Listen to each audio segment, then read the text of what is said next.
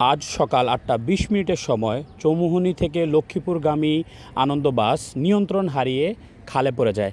তাৎক্ষণিক এলাকাবাসী এগিয়ে আসেন এবং কি প্রশাসনকে অবগত করেন, ফায়ার সার্ভিসকে অবগত করেন।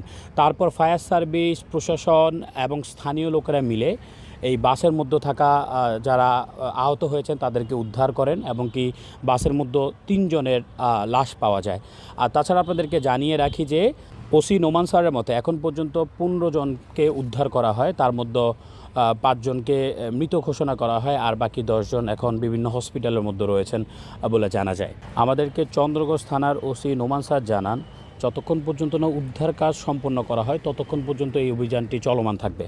আপনাদেরকে যদি এই মুহূর্তের খবর জানাই, এখনও কিন্তু ডুবুরিরা পানির নিচে খুঁজে দেখছেন মৃত ব্যক্তিদেরকে পাওয়া যায় কিনা, কিন্তু কোনোভাবেই তাদের কোনো হদিশ মিলছে না, কারণ খালে এত পরিমাণে পানির স্রোত যে এই স্রোতে আসলে কাউকে একটা নির্দিষ্ট জায়গায় খুঁজে পাওয়া খুব কঠিন বলে মনে করছেন তারা।